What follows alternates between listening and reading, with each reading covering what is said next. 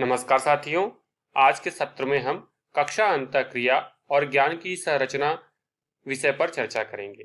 इसके पूर्व के सत्रों में हमने यह समझा कि किस प्रकार से एक अध्यापक कक्षा में विद्यार्थियों के सीखने का परिवेश निर्मित करता है और इस परिवेश को निर्मित करने में भाषा और विषय ज्ञान दोनों की महत्ता बराबर होती है। एक तरीके से किसी भी विषय की कक्षा में भाषा के माध्यम से सीखने सिखाने की प्रक्रिया को सुगम किया जाता है। इस आधार पर यदि आप ज्ञान निर्माण की प्रक्रिया को समझें तो कक्षा में आप कुछ पैटर्न देख सकते हैं।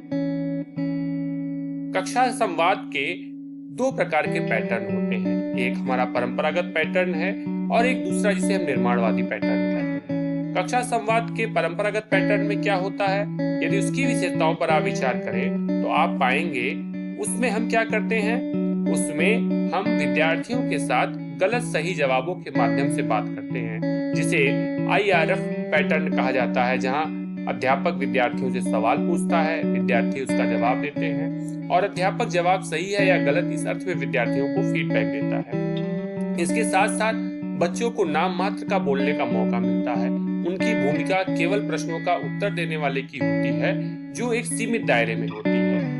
इस अर्थ में क्या होता है, शिक्षक को कक्षा में विषय का ज्ञान प्रस्तुत करने की जल्दबाजी होती है और विद्यार्थियों का अनुभव पूरे के पूरे संवाद में उनकी भूमिका कक्षा की ओनरशिप की भूमिका उनकी मिस हो जाती है, वह उसमें शामिल नहीं हो पाते हैं। इसलिए इस तरह के पैटर्न को हम प्रायः अवॉइड करने की कोशिश करते हैं और हम प्रयास करते हैं कि कक्षा पर केवल हमारा अधिकार न रहे, ज्ञान की संरचना की प्रक्रिया में बच्चे भी बराबर के हिस्सेदार हों। तो इसके लिए हम क्या करते हैं, जो कक्षा संवाद का दूसरा पैटर्न है, जिसे हम नेगोशिएशन पैटर्न या समझौता वार्ता पैटर्न कहते हैं, उसको हम चाहते हैं कि हमारी कक्षा अभ्यास में वह दिखे, उसका हम पालन करें और उसके आधार पर कक्षा में ज्ञान की संरचना का माहौल बनाएं। इसके अंतर्गत क्या होता है, इसके अंतर्गत हम विद्यार्थियों के सामने प्रश्न रखते हैं, उन्हें अनुभव साझा करने को कहते हैं। हम उन्हें यह प्रेरित करते हैं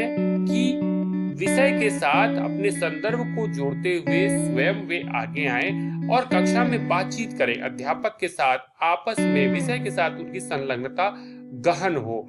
हम उन पे बार बार मननपूर्ण टिप्पणियां करते हैं, उन्हें स्वयं मनन का अवसर देते हैं। इस स्थिति में क्या होता है, इस स्थिति में विद्यार्थियों के लिए हम एक ऐसी परिस्थिति पैदा करते हैं जहां एक दूसरे के समर्थन से, सहयोग से, आलोचना के माध्यम से विद्यार्थी सीखता है। वह केवल किसी की कही बात को मानने के लिए बाध्य नहीं होता है, बल्कि वह उस पर स्वयं विचार करता है, सहमति असहमति दर्ज करता है, उसकी आलोचना करने को भी स्वतंत्र होता है। शिक्षक विद्यार्थियों को विचार करने का समय देता है, वह विषय ज्ञान देने के लिए तत्पर नहीं रहता है।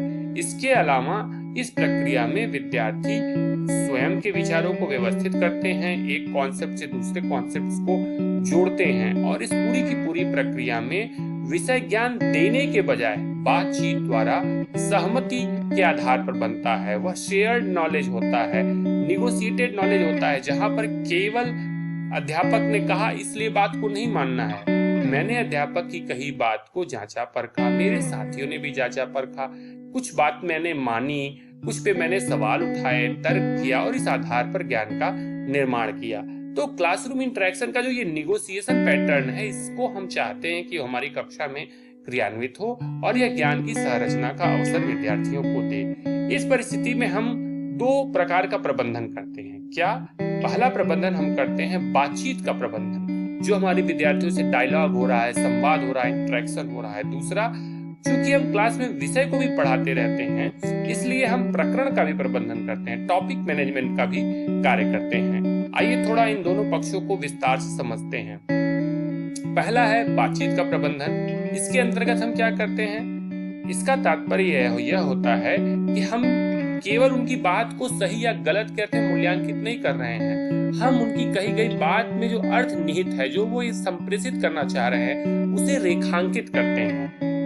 पूरी की पूरी बात पर, उस अर्थ पर बहस करते हैं, प्रमाण मांगते हैं, तर्क करते हैं, सहमति असहमति प्रस्तुत करते हैं। इसी तरह हम और क्या करते हैं, हम उनके रोजमर्रा के अनुभवों की अभिव्यक्ति के लिए भाषा का एक फ्रेम देते हैं कि वे कैसे, किस शैली में, किन शब्दों के माध्यम से, किन तकनीकी शब्दावलियों के माध्यम से किन हाव भाव के साथ अपनी बातों को कक्षा में प्रस्तुत करें, कैसे वे टर्न लें, और इस पूरी प्रक्रिया के माध्यम से हम क्लासरूम में एक बातचीत की संस्कृति को तैयार करते हैं, जहां केवल विद्यार्थी सुनने वाले की भूमिका में नहीं है, वहां विद्यार्थी हस्तक्षेप भी कर रहा है और कर सकता है। इस प्रकार शिक्षक के कठोर नियंत्रण के स्थान पर एक सहयोग का वातावरण तैयार करता है, जो ज्ञान की संरचना की प्रक्रिया को सुगम करता है। दूसरा विषय है प्रकरण प्रबंधन। प्रकरण प्रबंधन के अंतर्गत हम क्या करते हैं? प्रकरण प्रबंधन के अंतर्गत विषय के विस्तार का दायित्व विद्यार्थियों को सौंपते हैं, अर्थात शिक्षक केवल पाठ का वाचन करके, अवधारणा का ब्लैक बोर्ड पर व्याख्या करके किसी भी तरह से पुस्तक के ज्ञान को विद्यार्थियों तक नहीं पहुंचाना चाहता। वो ये चाहता है कि जिस विषय को, जिस टॉपिक को उसने इंट्रोड्यूस किया है, उसको लेकर विद्यार्थी डिस्कस करें, एक्सपीरियंस शेयरिंग करें और उसमें अपने उदाहरणों को जोड़ें, अपना मत रखें, अपनी समस्याओं को रखें, जहां विषय समझ में नहीं आया उसे रखें। इस प्रकार से ही ज्ञान की संरचना की प्रक्रिया आगे बढ़ती है। अध्यापक को पाठ पूरे करने की जल्दबाजी नहीं होती कि मैं पाठ पूरा करके प्रश्न उत्तर करा दूं, बल्कि वह ये इंश्योर करता रहता है कि कक्षा की चर्चा में किस प्रकार से उस पाठ का विस्तार हो रहा है, क्या नए पक्ष जुड़ रहे हैं, कौन सी नई बातें हो रही हैं और किस प्रकार से विषय पर गहन चर्चा हो रही है। विषय की यह गहन चर्चा ही ज्ञान को संदर्भीकृत करती है और बाल केंद्रित शिक्षा के माध्यम से बच्चे को, विद्यार्थी को ज्ञान निर्माता की भूमिका में स्थापित करती है। इस प्रक्रिया के दौरान विद्यार्थी को अपनी समझ अभिव्यक्त करने का भी मौका मिलता है और यह विद्यार्थी की समझ अब अध्यापक के लिए एक जरिया होता है, जिससे वे जान सकता है कि उसके द्वारा पढ़ाया गया विषय किस स्तर तक बच्चों को समझ में आया है। हम प्रकरण प्रबंधन के बारे में थोड़ा और विस्तार से बात करते हैं और देखते हैं कि इसके अंतर्गत अन्य पक्ष कौन से हैं।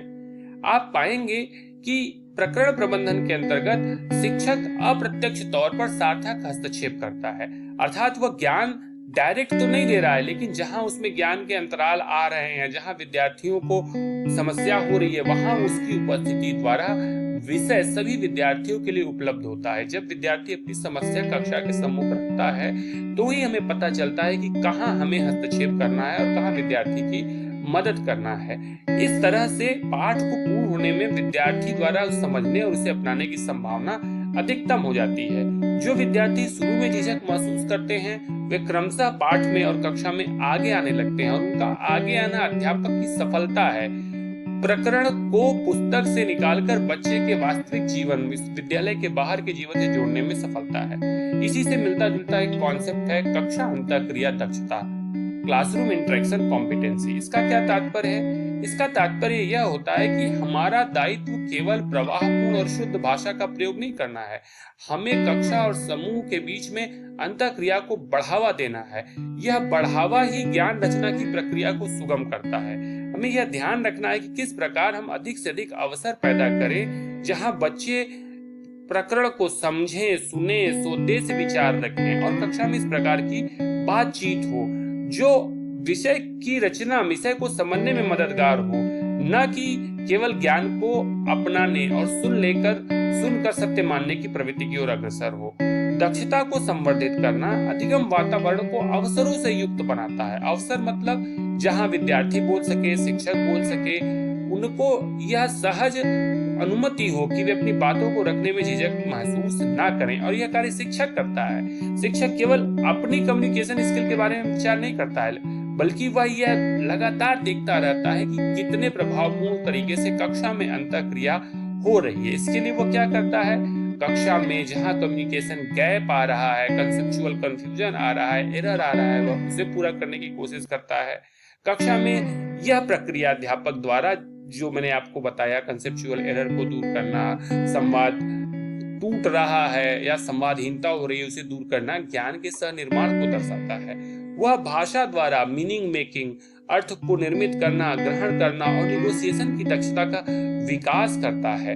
वह केवल ये नहीं चाहता कि पाठ पूरा हो, बल्कि वो यह चाहता है कि इस पाठ की गहनता बढ़े, पाठ का संदर्भीकरण हो, और इसलिए वो अपनी क्लास के इंटरेक्शन पैटर्न की मॉनिटरिंग करता रहता है। अपनी खुद अध्यापक के रूप में ऐसी दक्षताओं का प्रयोग करता है ताकि विद्यार्थियों की अंतःक्रिया द्वारा ज्ञान निर्माण की प्रक्रिया में उनकी भागीदारी बढ़े वह अनेक ऐसी युक्तियों का प्रयोग करता रहता है जिससे विद्यार्थी विचारों को अभिव्यक्त करें। पूर्व के सत्रों में मैंने आपके साथ चर्चा की थी, खुले उत्तर वाले प्रश्न पूछना, उन्हें मनन के लिए समय देना आदि अनेक ऐसी युक्तियां हैं। हम और क्या करते हैं अपनी कक्षा में ज्ञान की संरचना के लिए? यदि इस पर आप विचार करें, आप पाएंगे अध्यापक शिक्षण उद्देश्य के अनुरूप भाषा का प्रयोग करता है। कई बार वह रोजमर्रा के शब्दों का प्रयोग करेगा, कई बार तकनीकी शब्दों का प्रयोग करेगा, कई बार प्रस्तुति के लिए वह आमंत्रित करेगा, कई बार वह केवल विषय वस्तु पर फीडबैक देगा, कई बार भाषा पर फीडबैक देगा। इन भाषा के कार्यों द्वारा वह ज्ञान की संरचना को सुगम करता है। इसके साथ साथ पाठ के विस्तार में बच्चों की उपस्थिति और हस्तक्षेप का अवसर बनाए रखता है।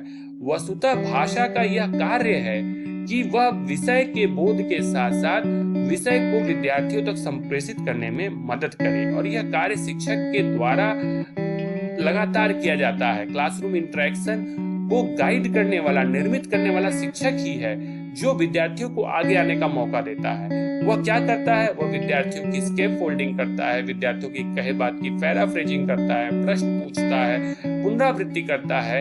इन उपागमों के द्वारा शिक्षक का यह लक्ष्य होता है कि विद्यार्थी ज्ञान की संरचना हेतु आगे आए। मुख्य समस्या क्या है? क्लासरूम का इंटरेक्शन पैटर्न। क्लासरूम में बोलेगा कौन, कितना बोलेगा, कैसे बोलेगा, इन बातों को यद्यपि तय करने का या निर्मित करने का, मुख्य युक्तियों को निर्धारित करने का कर्ता अध्यापक होता है, लेकिन वह यह निर्णय अपने पक्ष से नहीं लेता है, बल्कि वह विद्यार्थियों के पक्ष में, विद्यार्थियों के हित में लेता है।